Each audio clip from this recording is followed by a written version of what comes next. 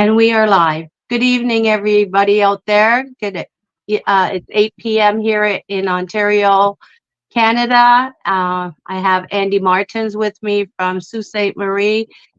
On our special night tonight is our third anniversary on Let's Talk Real Talk on Parental Alienation and family domestic abuse. It's been a long process for us doing these shows, and we bring on special guests weekly, daily, and the feedback we get with all our people is phenomenal.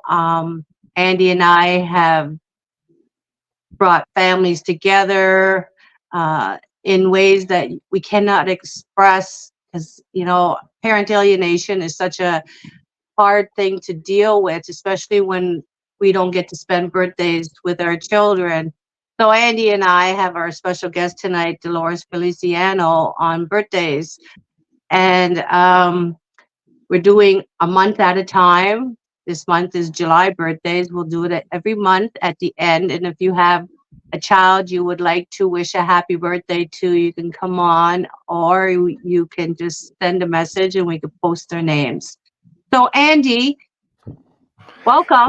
Can you hear me this time, Mary? We missed the special show last night. Mary snuck off to Niagara Falls and the falls, but in all seriousness, it is very difficult to do a show when you're outside, especially near the falls because there's a lot of background noise and stuff. And Yes, my apologies for that. I mean, it was we tried so hard to hear you, but is this any better? I don't know. Maybe I've got to get a new microphone. you are better. Okay. It's probably was my side too as well because the noise was so heavy on the fall I side. don't So like to use a phone because it's shifting around too much, and I've never really used a phone maybe once over the last 3 years.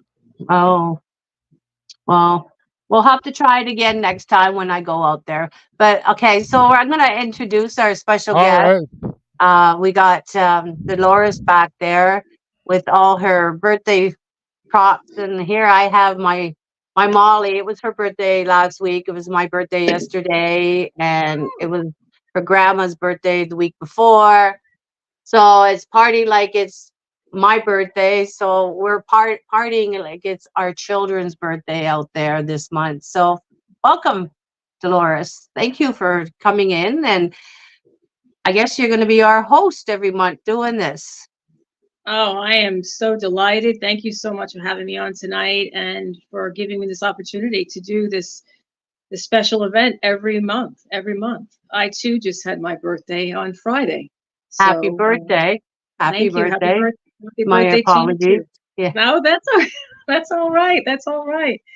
But I truly believe that our children, the children out there that are thinking about their mommies and their daddies and their families and their sisters and cousins and nieces, they're wondering, well, if we remember them on their birthday, and it's a given. It's a given. And I thought that a way that we can give our shout outs to them in these difficult times when they can't reach us sometimes, or they're just in faraway lands, or they've been passed on. We're just offering this to them because they are special, and they're always going to be in our hearts and our spirits, and we're always going to celebrate them on their special day and every day. And I think this is a perfect opportunity for parents who are alienated along with their families, and that they can throw a shout out to their alienated child, young teenager, or even young adult, or even adult they've grown, and just throw out a happy birthday to them. All birthday babies in the month of July, all birthday babies throughout the year will be holding this. And I think it's a perfect vigil slash birthday celebration. And I'm so glad to be a part of it. Thank you so much.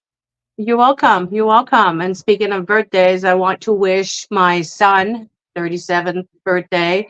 He's with the Royal Canadian Navy, and it's been 19 years since I last spent a birthday with him. And I still remember that moment, and we don't forget. So holding those memories, I'm sure you could understand, Andy, your last memory with a loved parent that you didn't get to see. I mean, I remember every birthday that before I got alienated from my own father. And it's hard to let go of those moments. What do you think? Right, it is. It is. I mean, my mother is still alive as well, and you do remember, my father died when I was 42, and 25 years ago. It's not an easy process at all.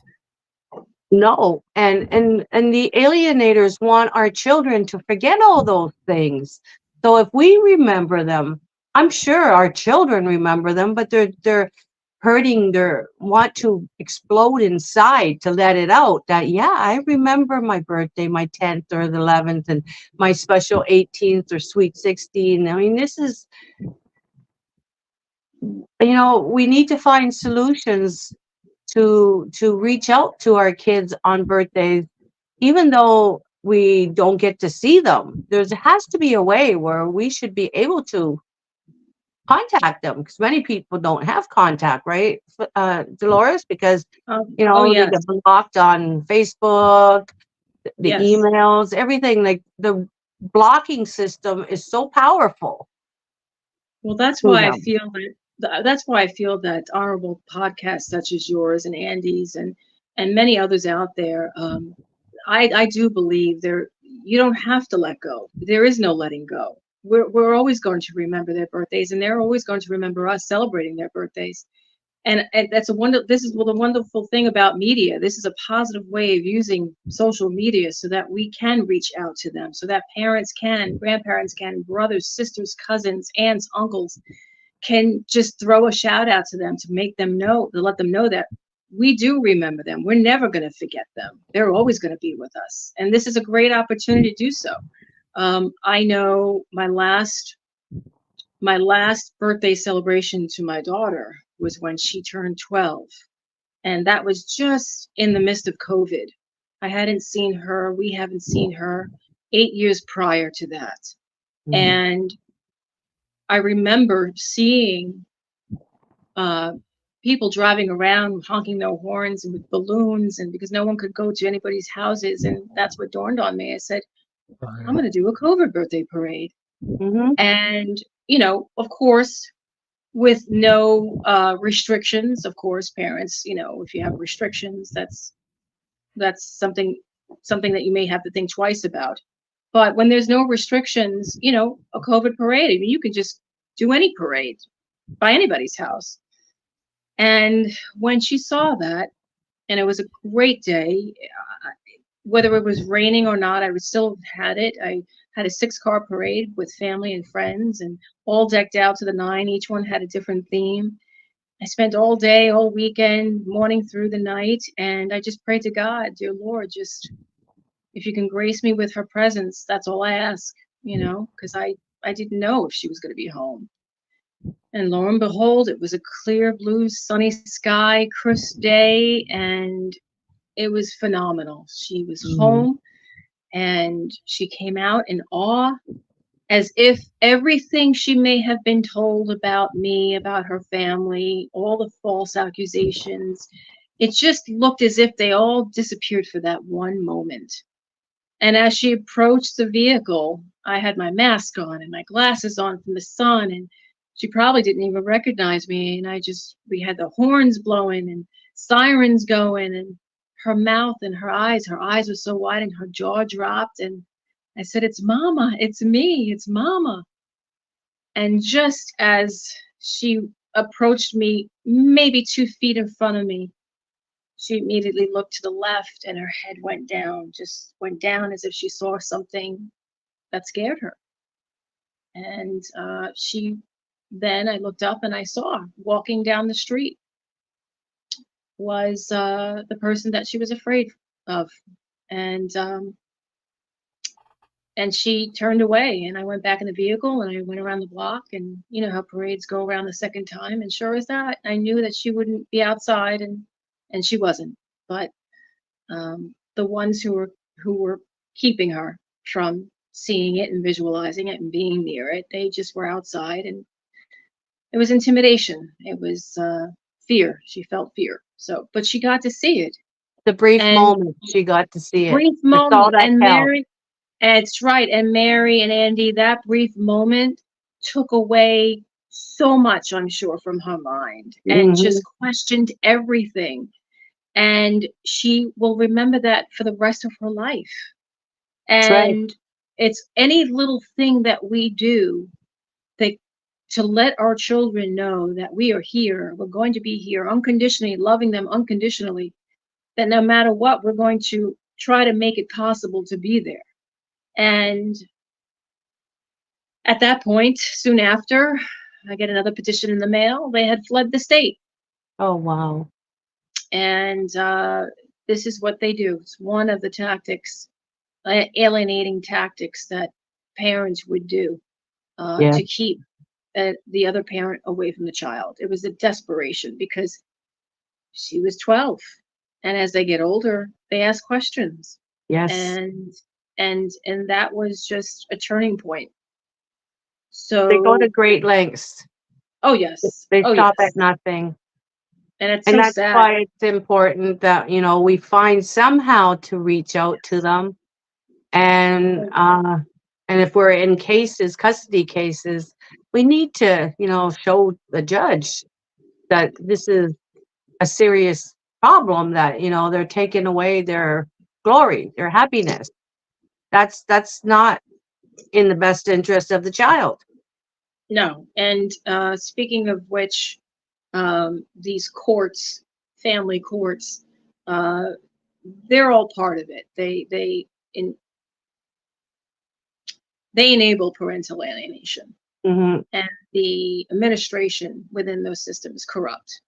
So we're dealing with a corrupt system that was never invited in by the people. The people never voted in on it, never knew about it. It was Congress who created this entity for means of profit, and they're using our children as pawns Yes, to do so. And that's how 100%. they divide the families apart. But I just recently did my second vigil slash peaceful protest at our our county courts, and I will be doing it monthly in regards to all the past, present, and I future. watched you on that last one. I saw you Yeah, there. yeah, Yeah. dedicated to the parents going in there as well as coming out. They need support. They need to know that they're not alone. And I was there to give hugs. So many people wanted hugs, and I was there to advocate and to educate. And and I was welcomed by the peace officers and the sheriffs. They were very, very understanding and compassionate. So I Right. Well, thank them for that. they see these people coming out of courts crying, depressed, devastated. So Yeah, I was how there. could they not see us alienated parents? They have to be sympathetic to us. I mean, you don't come out of court, one's got smiles on, the other one's got tears. These people It's, obviously know that someone's coming out of that room in a bad state. oh yes, And oh that's yes. total abuse. That is, It's it's legal abuse. it's legal abuse, and it's so Mhm. sad that these judges are doing it, and lawyers. I Oh mean, yes, they're they're they're all getting players in paid. it. They're getting paid to abuse us. Like, that's our money that's going to these court systems, taxpayers' money. So these taxpayers are watching us get abused on their money. Something's wrong. Oh, definitely, definitely, and it was planned, definitely planned to be that way. Yes, Um, it was definitely exactly. planned. As I said, Congress developed this entity for one reason only, and that's to profit. And it Mhm. was never an entity that was brought up to we the people. We never had a knowledge of it, let alone had a vote on it. Right. So, and it's been around since long Well, Long, long my time, very husband, long time. 1960, he went through the family court system. He was a year old to lose his own father, never had a father in 64 years. Oh, You know, that's it's just, happening. it's It's horrible. happening worldwide. It's not even. It's worldwide. Yeah, It's a racketeering business, and it just continues. And in my that's right. opinion, it should be just abolished altogether. Start anew. And if you want any sort of reform, you're going to have to reform Congress first. Right. What And do you think, Andy? Andy's pretty good in politics here, and you know, Well, I think so, but I don't think any of that will happen before the next election in November, first okay, of all, and then, it's a lobbying effort from there. But Mary's initiating with some other people cameras in the courtroom here in Ontario, which is an important process all by itself to kind of push the system more honest. closer to being honest and to Yes, be held not. accountable, to be yes, held accountable. And yes. we too here in the States are doing the same, cameras in the courts. And With it's like I said, James, James Kelly. James Kelly. Yes, Yes, yes. And it's diabolical of what's going on with our children. And this has been happening to for generations. yeah. Generations. I Six mean, for my ex. the relationship, child family relationship, is becoming obsolete, and Hmm. it's made to do that. They created it so that it could happen, to divide the family, Yeah. to divide People the aren't family. getting married anymore, not like Right. they used to when were younger, back in the Mhm. 70s, 80s. It's Mhm. really, you only hear one out of 100 in a year of a wedding, Mhm. if you're lucky. Mhm. Our children don't even have relationships, our Right. adult children, because they don't know how to sustain a relationship because they've been going through the broken court system since they Right. were, some of them, 2, 3, 4, mine 15, 17, and 18. They've already divorced before they got married. Oh, it's a gear. It's definitely a gear to divide and conquer. It's not. Marriage is not what we were conditioned, what we were believed it to be. We were conditioned to believe otherwise, and it's a travesty. It really is Well, a travesty. I believe that the marriages have failed due to the rise in domestic violence. Kids are watching their parents go through abuse, so the Hmm. kids have already are conditioned to know that, hey, if I get married, some guy's going to beat me up or some woman's going to beat me up. That's not how children should grow. And when they're going through the custody battle, they're put into combat to pit one parent over the other. Oh, What what definitely. And this what and is this. that? Why would these children need to know that the parents are fighting over this, and this when it's none of their business? We kept it from them from as a child, but Mhm. yet when we go to divorce, it's all brought forward and laid down in front of them without our knowledge. My Mhm. children should never had to have been reading my peace bonds and all this other stuff. You No, know, I that's all. didn't That's go. all. That's all illegal. It's unconstitutional. Yes, As I said before, these courts enable this behavior. The courts enable for one parent to go against the other, and they use the children as sport. It's weaponizing children. It's weaponizing children, yes. and it's just a cycle of life, this sick life, so that when they become adults themselves, they are conditioned. They think that this is the norm. Normal, So yes. if they decide to have children themselves one day, this is what they grew up knowing. That's right. And like I said, this has been happening. This relationship problem, this alienation problem, has been happening way since Plato. I mean, it's been happening Yeah. way since the beginning of Cleopatra relationships. time, and all them Roman Way times. since then. That's Way, right. way, That's way. right. And that's how they learned how to monopolize the court systems, Yes. when they had those long white wigs on.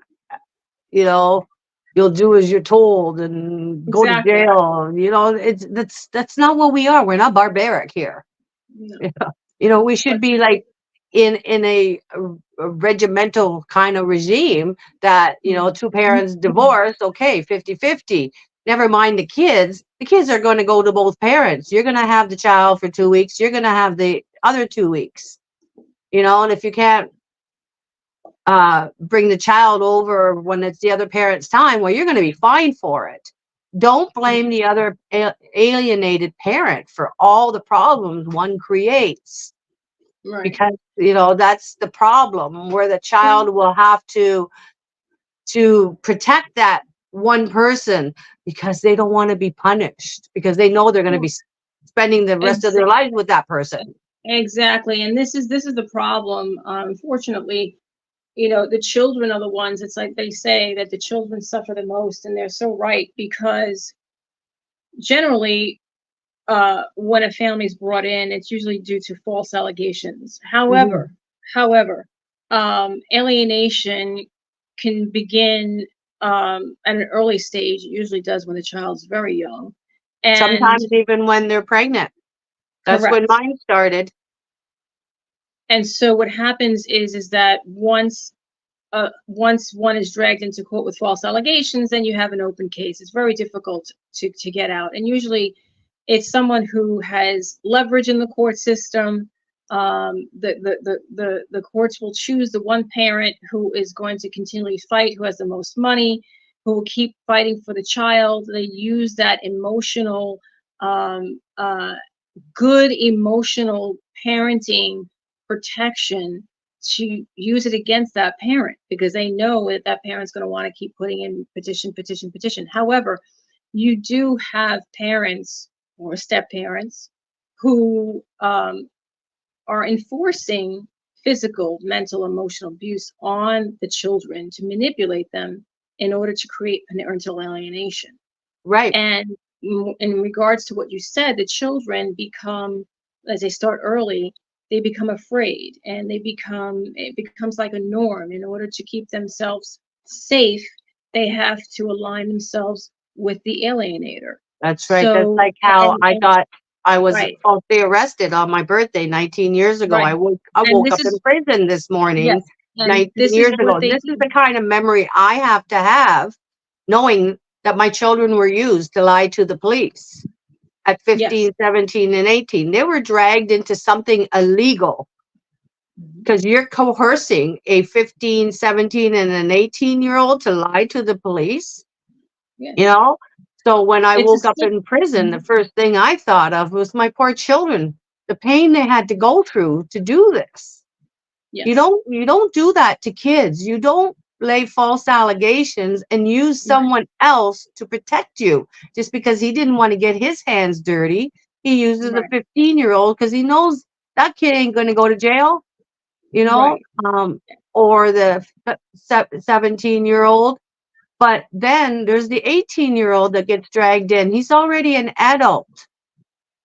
Now, this child, the 18-year-old, will have a criminal record because he's using the child to do things that were unthinkable. I mean, what I went through to watch my children try and hurt me is so horrible. And yet the judge allowed him to take them from me. This is the kind of stuff that we cannot get out of. Do you understand what I'm saying? Like, these are not, I can't fight in court for them because they've been so conditioned. Correct. That if they turn around, they're scared to tell the truth. Exactly. Because they're going to put the alienating parent into prison now the same way they did to the other parent.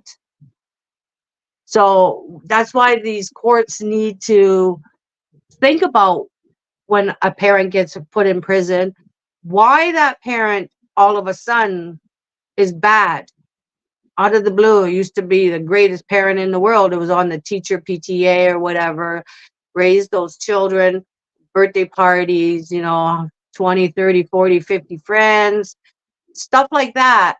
While the other parent is off somewhere across the world for 6 to 12 months a year. How could that parent be the best parent that's never around while the other one was giving all these birthday parties? So this is what this birthday party is all about, to give these kids what they're missing each month. Right. So I'm here to give to my son the birthday party that he always had for the 18 years that he was born, special moments for my kids, the special moments to the grandparents that my kids went and celebrated for their grandparents. Both the same sets of parents, grandparents, were treated the exact same way. What we did to one grandma, we did to the other grandma. And that's how my kids were happy. That's, it made them happy to give for parties. They even had parties for their dogs. So this is very special. This is a very special moment for our Oh, kids yes. out there. Oh, yes. Well, we're doing this tonight for all the children, teenagers, who birthdays are in July. We're wishing you a very happy birthday. And for all you alienating parents and family members, if you have a child that has a birthday in the month of July, throw a shout out, throw a happy birthday shout out, and we hope and pray that they'll see it. So I have here, aside from the balloons, Mary, I have a birthday candle and I have a birthday cupcake that we can share. And I have a birthday puppy ready to blow the cupcake out with Molly. All right, so we're going to light this cupcake. There, Molly.